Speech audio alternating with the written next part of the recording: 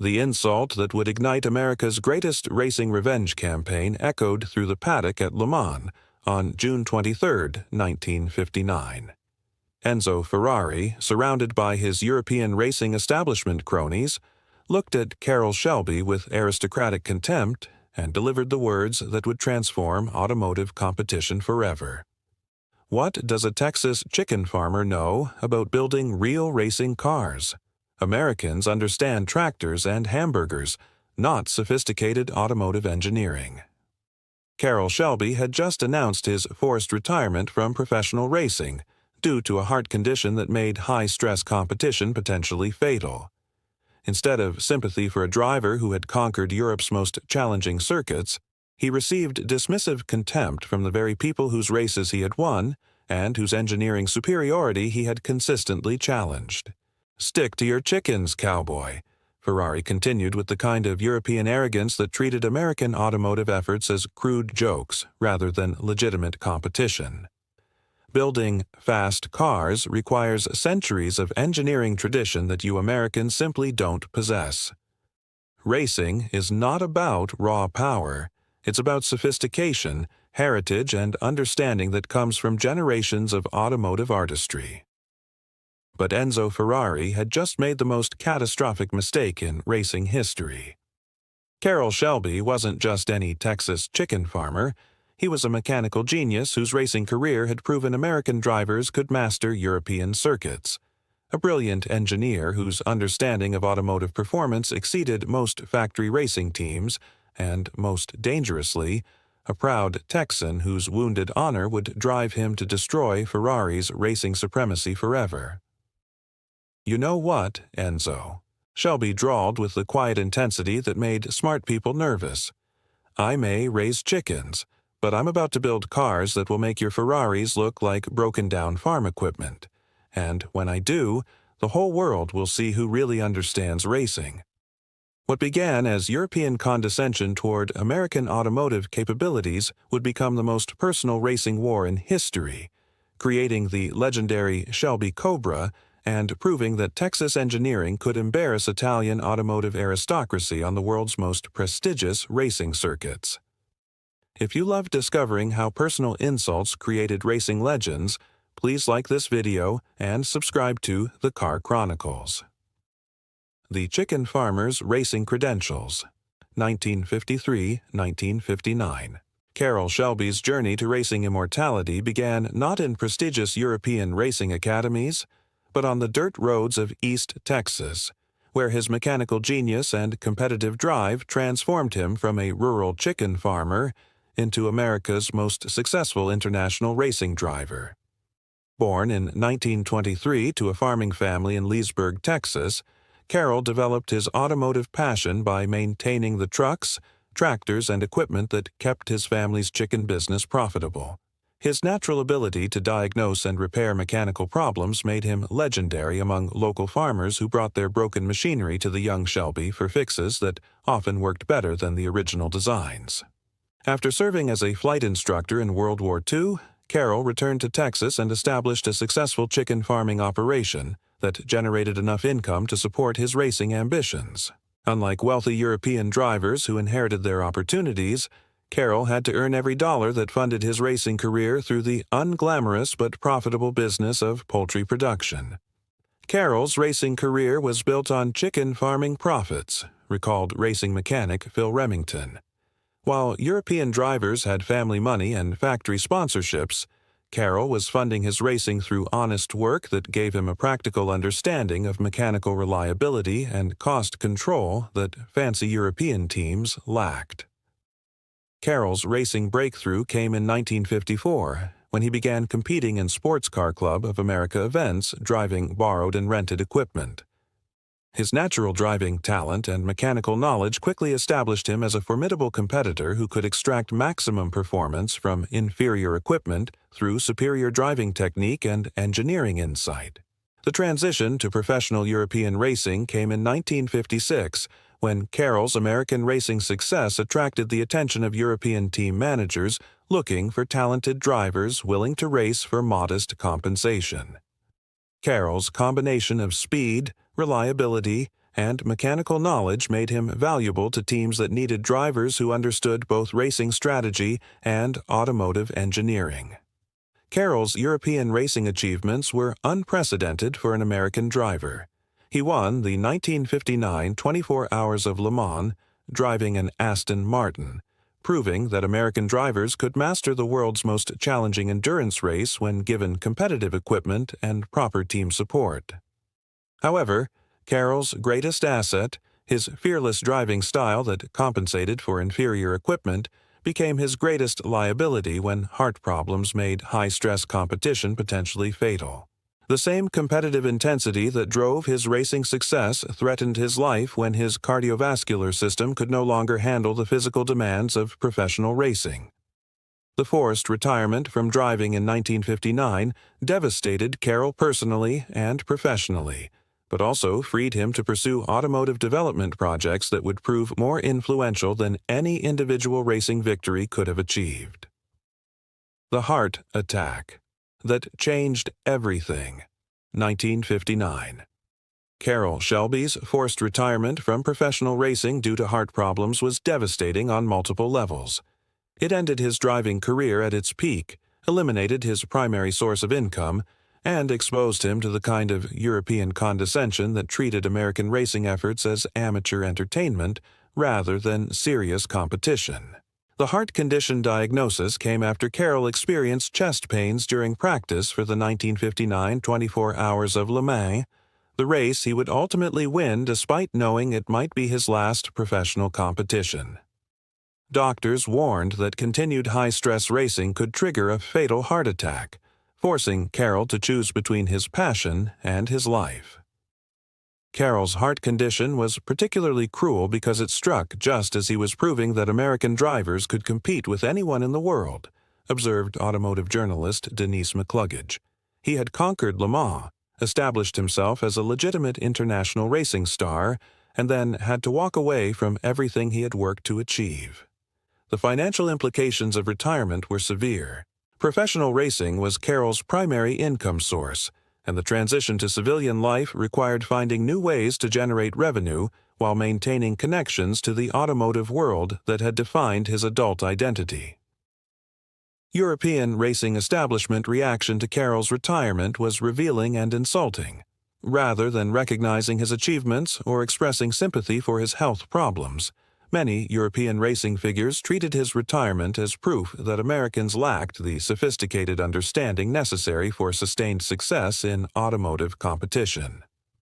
Enzo Ferrari's dismissive comments at Le Mans were particularly painful because they came from someone Carroll had genuinely respected as an automotive genius. Ferrari's characterization of Carroll as just a chicken farmer ignored his racing achievements while reinforcing European stereotypes about American automotive capabilities. The European attitude toward Carroll was infuriating, recalled racing driver Dan Gurney. Here was a guy who had beaten them at their own game, on their own tracks, in their own cars, and they were dismissing him as a lucky amateur who didn't understand real racing. It was arrogant and wrong, and Carroll knew it. The combination of forced retirement, financial pressure, and European condescension created the perfect psychological storm that would motivate Carroll's transformation from racing driver to automotive manufacturer. His wounded pride demanded vindication that could only come through building cars superior to European offerings. Carroll's response to his retirement crisis was characteristically direct and ambitious. If he couldn't race European cars, he would build American cars that would embarrass European competition on the world's most prestigious racing circuits. The AC Cobra Inspiration, 1961. Carroll Shelby's decision to enter automotive manufacturing was motivated by wounded pride, financial necessity, and the revolutionary idea that American engineering could create racing cars superior to established European manufacturers when properly applied to automotive development. The inspiration for the AC Cobra came from Carroll's recognition that European sports cars suffered from fundamental engineering limitations that American innovation could solve. Italian and British manufacturers prioritized tradition and sophistication over raw performance, creating opportunities for more practical engineering approaches. Carroll understood that European sports car manufacturers were prisoners of their own traditions, explained engineer Pete Brock. They built beautiful, sophisticated cars that were unreliable, underpowered, and expensive to maintain. Carroll saw an opportunity to build cars that prioritized performance and reliability over tradition and prestige. The AC Cobra concept was deceptively simple. Take a lightweight British chassis from AC Cars and install a powerful American V8 engine to create a sports car that combined European handling with American power. The combination would deliver performance that exceeded anything available from traditional manufacturers.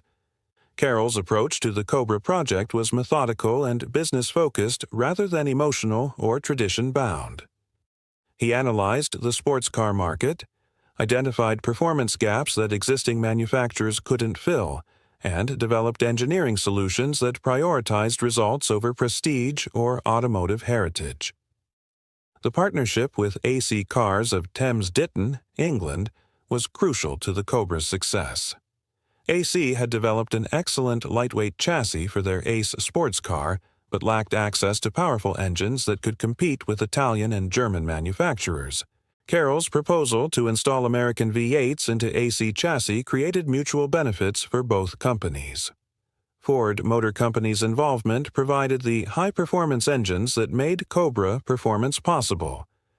The 260 cubic-inch V8, later upgraded to 289 and 427 cubic-inch variants, delivered power levels that European manufacturers couldn't match while maintaining the reliability that made American engines superior for racing applications. The Cobra represented everything that European manufacturers claimed was impossible, observed automotive historian Carl Ludvigsen. It combined lightweight construction with massive power, sophisticated handling with brutal acceleration, and reasonable pricing with world-class performance. Carroll had proven that American engineering could surpass European automotive achievement. The first Cobra prototype, completed in early 1962, immediately demonstrated the concept's revolutionary potential. Test drives revealed acceleration and top-speed capabilities that exceeded anything available from Ferrari, Maserati, or Porsche, while offering reliability and maintenance simplicity that European exotic cars couldn't match.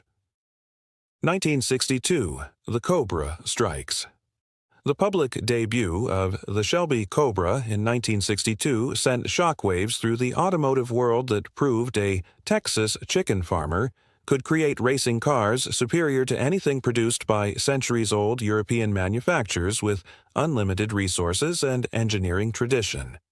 The Cobra's performance specifications were staggering by 1962 standards. The 260 cubic-inch Ford V8 engine produced 260 horsepower in a car weighing just 2,020 pounds, creating a power-to-weight ratio that exceeded every production sports car in the world.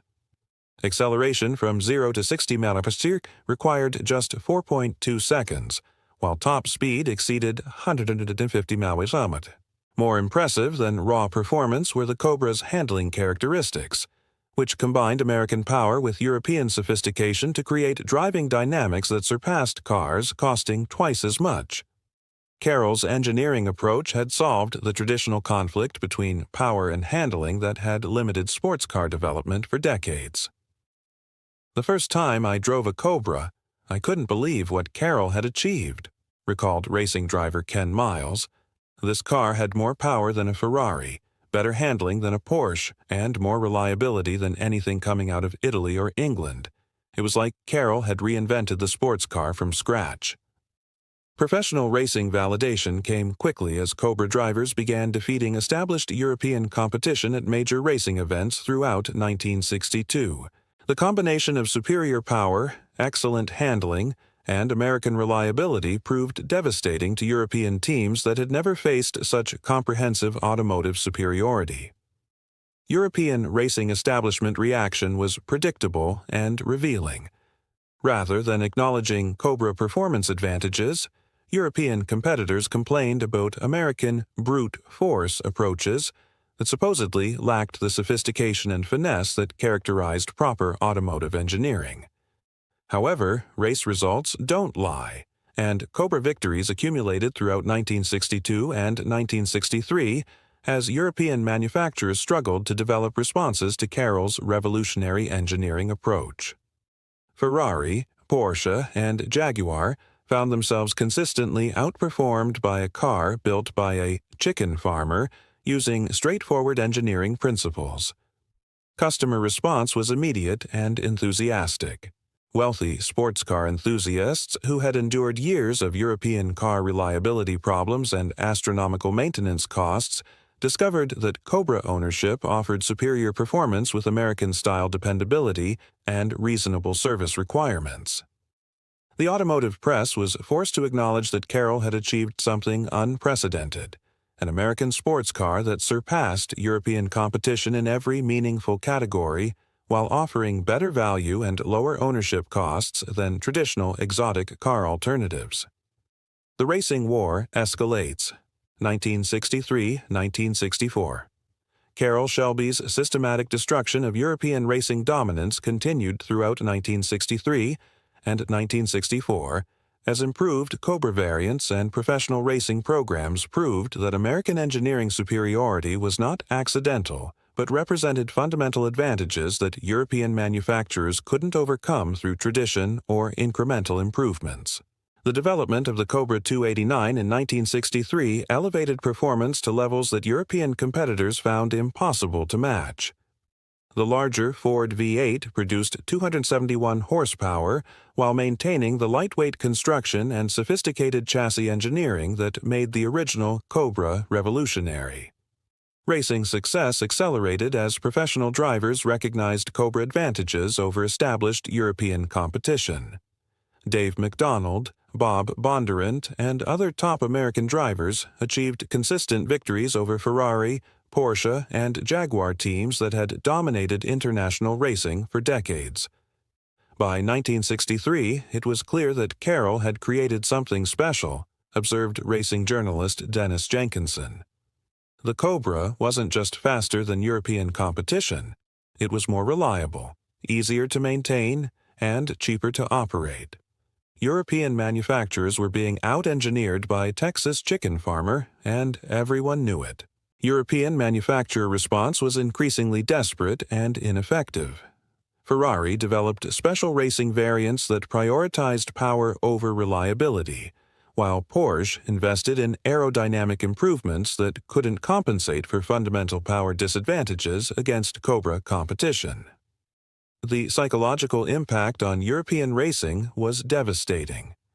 Teams that had represented national pride and engineering superiority found themselves consistently defeated by an American manufacturer that had been in business for less than 3 years and operated from a small facility in California.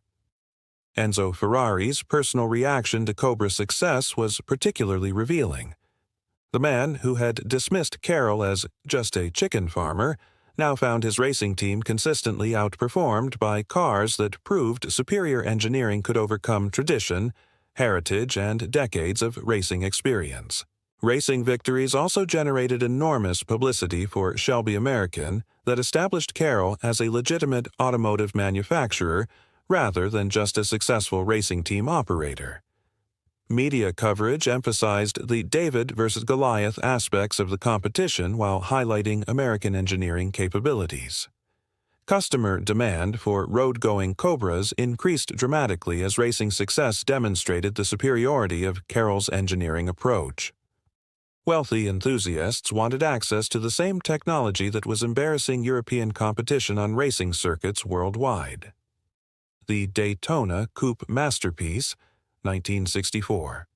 Carroll Shelby's ultimate response to European racing arrogance was the Shelby Daytona Coupe, an aerodynamically sophisticated racing machine designed specifically to humiliate Ferrari at their own game while proving that American engineering could achieve levels of sophistication that European manufacturers couldn't match.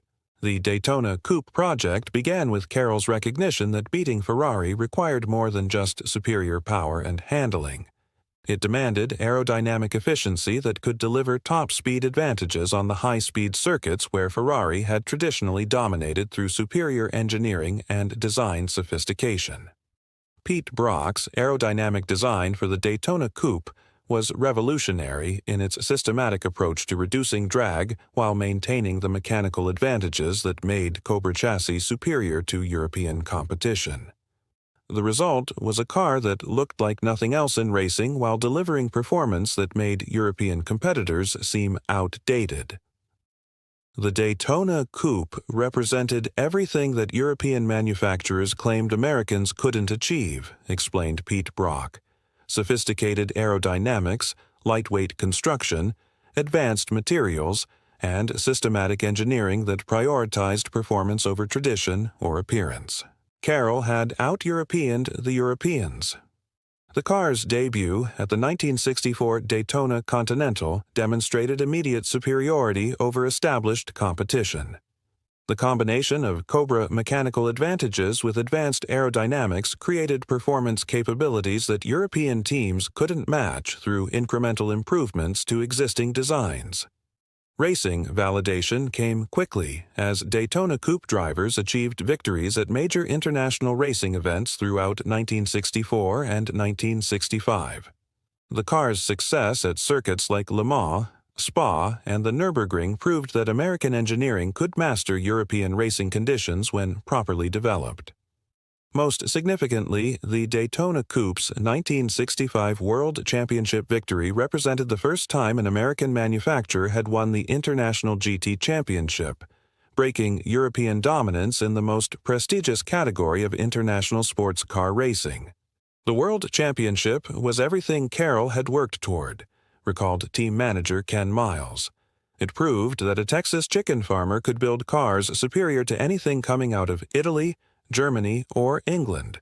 Carroll had achieved the ultimate vindication of American automotive engineering.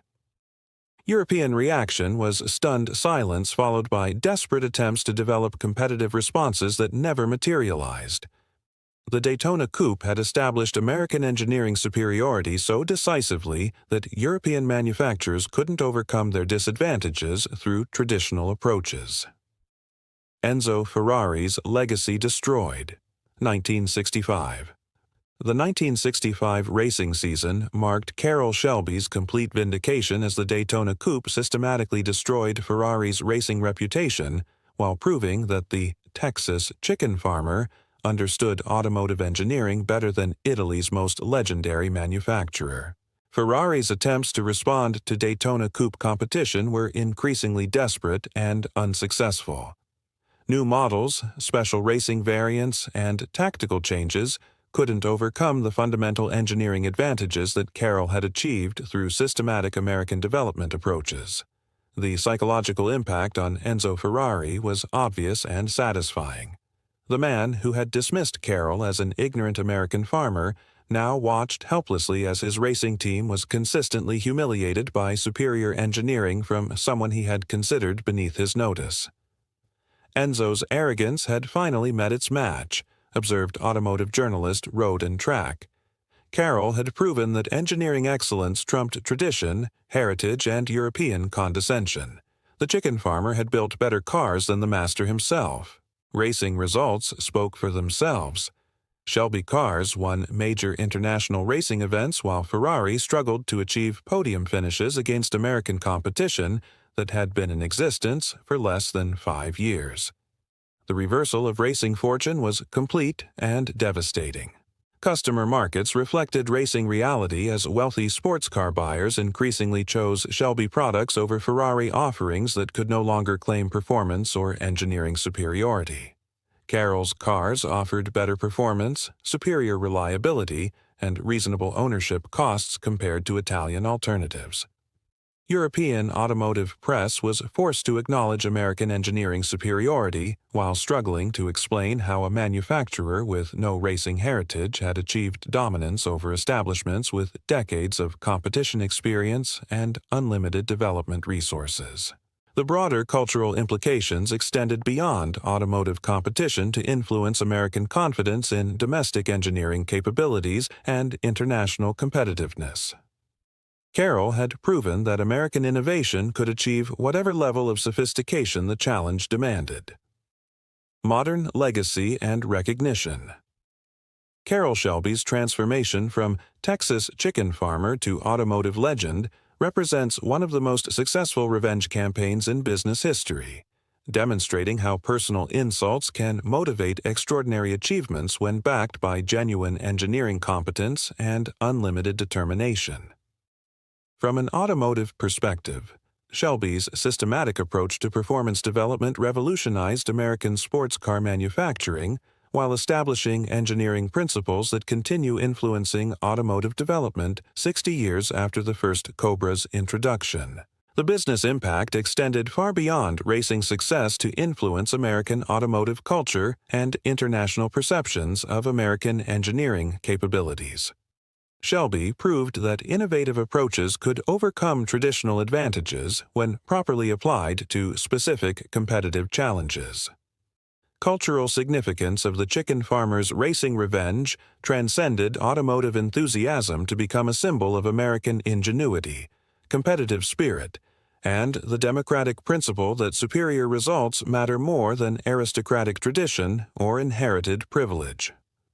Contemporary automotive development still reflects lessons learned from Shelby's challenge to European dominance, particularly regarding the importance of systematic engineering approaches, performance optimization, and customer satisfaction in maintaining competitive advantage against established manufacturers.